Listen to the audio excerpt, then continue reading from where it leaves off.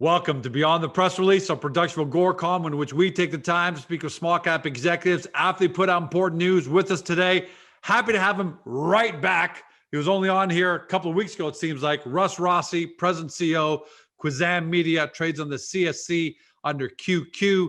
And for our friends in the UF, QQQFF, triple QFF. For those new to the story, that's going to be a lot of you. Quantum One Cannabis is a wholly owned subsidiary of Quizam Media. And they've, in the past 12 months, opened up 5 stores, North Vancouver, Verdon, Grand Forks, Creston, and Carameos, if I'm pronouncing that. Close enough, Carameos. 5 of them doing great. The 6th flagship store is going to be opening soon. And more than just lip service, quarterly revenue is accelerating. For the quarter ended November 2019, $138,000. For the quarter ending November 2020, $954,000. You do the math. It's only getting faster. They just raised just under $1 million in private placement, and now they're on the OTCQB. Russ, welcome back, man. You're lighting it up in just a couple of weeks. Hey, listen, good afternoon or good morning, whatever time zone you're in. Thanks for having me on, George. Yeah, we're lighting it up. Things are getting pretty hot here and very exciting for us. So let's talk about, look, a lot of people are going to ask, so I want to, just for the first couple of interviews, I want to get out of the way that the name is Quizam Media, but you've got Quantum Cannabis. So talk to us about how they should be treating that. Okay, well, Quizam Media was a media company originally, and then we got into the cannabis business, and we have a wholly owned subsidiary called Quantum One Cannabis. Not to make light of our media side, which is going gangbusters, but the cannabis has really taken off, not just because it's legal and not because people are finding it easier and more attractive to purchase cannabis on the legal market now, but our stores are doing fantastic. Whatever we're doing, we're going to keep doing it because sales are going up, the morale is going up. We're getting more customers with positive feedback, and I can't say too much, but we're going to have another record month in March. I was looking, we've already beat all the monthly records, and the month's not even over. So I'm looking at these numbers, I'm going, holy cow, this is almost like, this is nuclear. This is like an explosion like I've never seen before. It's an upwards ramp of increased revenue month over month, day over day, because I think we're slowly grabbing more market share, grabbing more customers. And I think a lot of people are saying, hey, I don't want to buy cannabis on the black market anymore. Let's go to the legal market, and then we get what we want. We get we know exactly what's in it, and we can get it when we want. But why are your stores doing so much better, and revenue just keeps climbing? Because there are other stores and they're pretty steady. Why do you guys? What do you guys do about the experience that makes it such a better experience, and you got such better return rates on your customers? Well, you know what? I'm not going to take any away from the other stores. Some of the other stores maybe have increased revenues as well. Maybe we're lucky with our placements. We're certainly very careful on our customer service and our customer experience. We have a bit of a unique way of our stores, marketing our stores, in that, a lot of stores have gone for the wood, the brick, the earthy tones. Our store is almost a bit more like a Miami Vice store. It's white with neon, and so we try to be a bit different. But we've also used an approach of sort of like a jewelry case display for all of our products. So when you come into our store, you see everything in the display cases, just kind of like a jewelry shop, and it's all locked up, of course. And you can browse all the product, you can see all the cases, all the product. Very colorful and a great experience, and a little bit different than a lot of other stores that have everything locked up behind. You give them the order, they go and get it, kind of like old school. Our stores are very bright and colorful, as opposed to stores that are more earthy, brown, woods and brick, and maybe a bit darker. They look great, but a lot of the stores have done that, and we decided to do something different, and the customers seem to like it. If everything continues to go well, what does 2021 look like versus 2020? I'm not asking you to give a specific revenue projection number, but 2021, 2022, how does it look like for you guys in terms of store growth? You're going to be opening number 6 flagship location. Yeah, we're really on track. Yeah, we're the growth. We're going to see a repeat, if not an acceleration of the growth we're having right now. So make sure you see our quarterly results. I guess the next one will be coming out at the end of this month. Just huge revenue growth. Okay, so far it's like 5 or 10 times. And we see that continuing. Nothing is for sure. And of course, we rely on safe harbor. However, we are focused to have 8 stores opened in BC very soon. And that's the maximum you're allowed to have. We've already looked at stores and opportunities in the Ontario market. We already looked at potential in California. So we are looking, very aggressively, very energetically, looking at these opportunities, and we'd like to nail them down as soon as possible. And I think they will be. You'll see the news releases when they are. And that is going to help our revenue. It's going to help our growth. It's going to help our profit. Flagship location, though, even though you got 5 locations right now, the flagship is going to be your 6th one. That's the Oak Ridge location. What makes that the flagship? Is it the size of it? Well, I mean, right now it is. Or the location, or both? I think location is. Yeah. I think the location is the best part of it. But in the queue right now, we have a couple of more that we're dealing with, and of course, it's never done till it's done. But one of the newer ones could even be better than that. It might be the new flagship one, but I mean, we are very, very anxious to pick and choose the ideal locations that will make our that will help our sales store wide and also help our branding. So we're we're being very careful and selective, and we can afford to be selective. We don't have any debt. We have lots of money in the bank, and I think it's like my grandfather used to say, a patient buyer seller be. Good advice. Good advice, Grandpa Rossi. And yet, cash rich, great balance sheet. You raised just over $800,000 recently. I mean, it looks like you guys are cash flowing, doing great. But what's the reason for the additional cash flow, for the additional raise? Well, the raise was great because it was the raise was filled almost in a couple of hours, and as a matter of fact, it was oversubscribed. We could have probably raised triple that. In these acquisitions, these deals that we're doing, they require deposits. They require payments of some sort, and also leasehold improvements. So we see the potential for some very solid acquisitions coming to fruition, and we just wanted to we want to be ready with the cash. We want to be ready with the deposit so we can act quickly and be competitive. So basically, I mean, essentially used for expansion. Okay, which we are going to see when all things line up. Again, I can't guarantee anything until everything's signed and released, but it really is our goal to to have several more locations shortly. And speaking of growth, you're in growth mode. You're in growth mode on top line. You're in growth mode, just opening up more locations.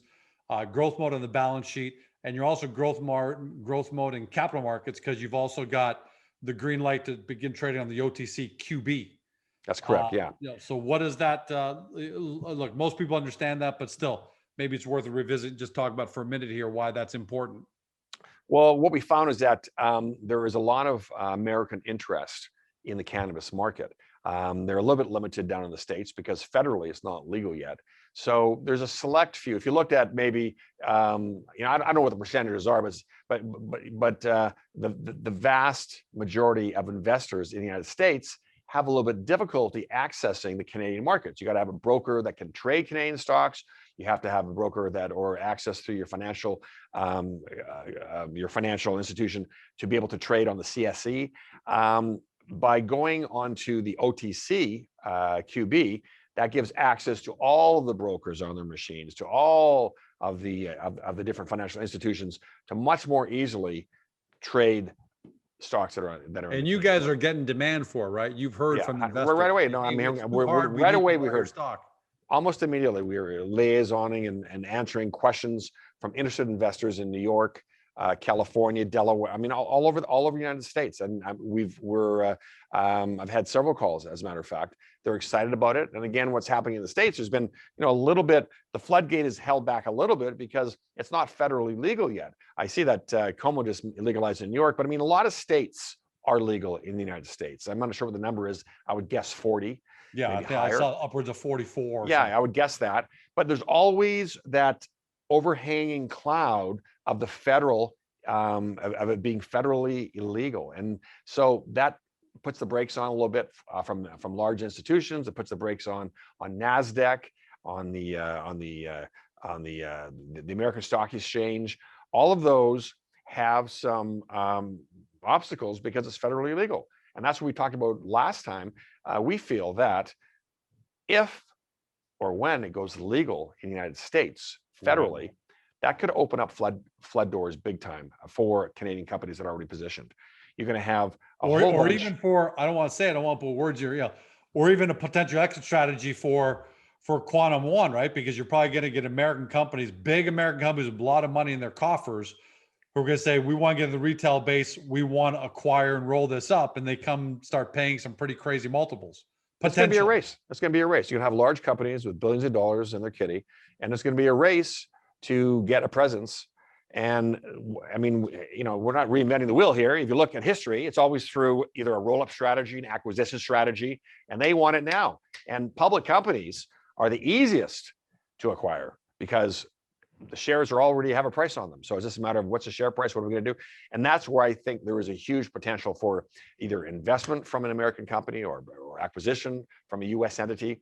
At any rate, it can only be good because the demand for the cannabis market on the public exchanges, whether it be the US or Canada, is just going to increase. What are the multiples for your business, Russ? So, if you guys are, look, for the quarter ended November 2020, you did, let's call it 950 grand.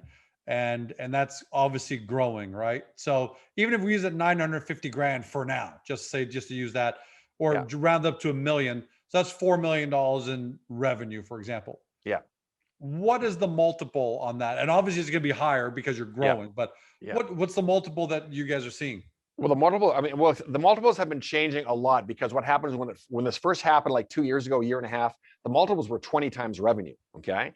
And then what happened is there was a bit of a downturn of the cannabis markets. I think was that 2019, beginning of 2020 in the public markets. Oh yeah. Some of these, some of the companies didn't hold up well under scrutiny, and then it went back to we're not going to do multiples on revenue anymore. We'll do it on profit. Now again, I'm not the expert or the brokerage house that does this. You see some of these reports from other big companies like Canaccord or other big brokerage houses, like PI or maybe or Haywood. They're doing analysis of this. So I've seen it change a lot. So I hesitate to give a firm number, but I've seen it go from 20 times revenue to 3 times profit to 7 times EBITDA.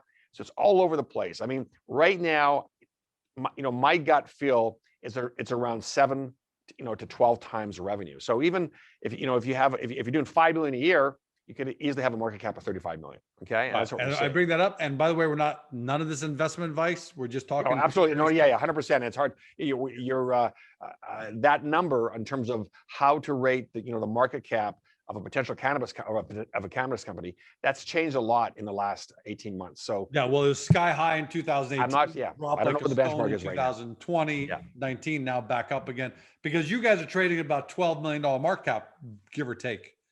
Right. So it's still at a very attractive, again, you guys got got to do your own due diligence, not financial advice, but that's an attractive market. Oh, it's gone up a lot. If you look at it, I mean, a year ago, we were like, I think we had a market cap of 1.2 million. And I think right now, I mean, our market cap now is up to, well, I'm not sure what it is today, but I mean, it's between 13 and it's gone as high as 17 million. So our market cap has grown dramatically. But still well within very, very, very, early stage numbers so far. It's not as if, hey, you guys have got some astronomical market cap. That means it's kind of too late for investors to catch. So if you do your due diligence at home, which you got to do, no financial advice, no one's telling you to buy, but if you do due diligence and you like the company, then, generally speaking, for any company, getting at that kind of market cap level is pretty cool, right? 100%. Yes, I agree. That's a great valuation to get in at. Last question for you. The media side, you said, is kind of going gangbusters at the beginning of this. What is the media side, and how's that looking as far as the business goes? Well, we got 2 things. Number one is we have been one of the premier corporate training companies in Canada and the US, for that matter, doing face-to-face consulting and training. Been doing that for years. What happened when COVID came along? it forced people to transition to Zoom and GoToMeeting and basically learning online. Now, we've been trying to get online classes popular for years, but there's always been a bit of a reluctance. People want to do face-to-face. Well, COVID has been there's been a decrease in the training revenue at first, but now it's starting to explode again because everybody has come to know Zoom. We're on Zoom right now. And this is Zoom, isn't it? Is this Zoom? Yeah, We're on? it is. We're on Zoom right now. So it's actually introduced and made everybody Zoom friendly. And we're now getting a lot more requests for training using Zoom. And these classes are very, very scalable. Before we had a limit of 10 people in a class. Now we can teach 25 at a time. We have people training around the clock right now. We have an instructor in Korea, we have one in Toronto, we have 3 here, one in New York, one in London. I mean, they're training all the time, and that's spectacular. But one of the other things I'm really excited about is we have an online training platform called On Track TV. And I can't tell too much about it, but we're releasing a new version of that in the coming weeks. And it's going to be pretty exciting. It's going to be basically, it's like a Netflix version of online learning and learning everything. We have top instructors, top knowledge, we have training, we have testing, we have certification. So you're going to be learning all your IT, everything about soft skills like customer service, everything about financial advice in terms of explanations of macroeconomics and microeconomics, explanations of how Bitcoin works, like all types of learning. And we're pretty excited about it because we're using kind of like a Netflix model that everyone understands. And I don't want to let the rabbit or the cat out of the bag quite yet, but look for that in the coming weeks because we're pretty excited about it on the media side. I'm glad that the media side, because the media's got great scale. Plus, you do some cannabis education also through the media side, correct? That's how the cannabis side started. Yeah, we were training all about cannabis, about THC, about CBD, about what a reefer is, and how you measure cannabis, and different ways of that some people like to use it. Sometimes they're using it for sleeping. Sometimes they're using it for feeling pain management, anxiety. anxiety. What do you call it? Pain management. Yeah, we did all of that thing, and then we did a bunch of courses on serving it right. Of course, our own employees take our online courses for excellent customer service and the theme that we like to present in all of our stores. So 100%, that is something that we're very accustomed to and highly trained on is delivering training both online and face to face. Russ, you guys are hitting on all cylinders. You're opening up more stores. You're setting more record monthly revenues. Jumping up that balance sheet with the raise, trading on the OTCQB, and growing the media side. So you're hitting on all cylinders. Congratulations. The story is still evolving, and the best is yet to come. But I'm going to leave last words with you. But I am going to say congratulations on what you guys have achieved so far. And it looks like what you're going to achieve is going to be great. Thanks, George. Thanks for having me on. And yes, we're very, very excited right now. We feel like we've opened the doors to a great potential that we're executing, and the morale in the office is fantastic. We're all happy. Revenues are up, profits are up. Everything's up. Everything's great, and we're having a great time. Hopefully, we can finish it off by having COVID gone, so everything's back to normal, and all the stock markets are booming, and everyone's back to how it was a few years ago. Great way to end it, Russ. And no, we can't agree with you more. Thanks for joining us, buddy. Can't wait to have you on again because it looks like there's going to be a lot more reason for it to have you on the coming weeks and months. Thanks, George. Have a great day. For everybody at home, you've been watching or you've been listening by podcast on Spotify, Google, Apple, your favorite podcast platform, to Russ Rossi, President CEO, Quizam Media, trades on the CSE under QQ. And for friends in the US, QQQFF. You got to do your due diligence. We've said that a couple of times on this Zoom call. Get to Agoracom, get to the company's hub profile page, take a look at all the highlights that we've neatly laid out for you, and then hop over to the company's website. You can see it right over Russ's head right now, quantum1cannabis.com. Get there. It's a really great site, great visuals, and you're going to love it. Do due diligence. Don't say we didn't tell you so, because they're hitting on all cylinders. And 12 months from now, we're gonna be here and stronger. Thanks for joining us. Have a great day. See you next time.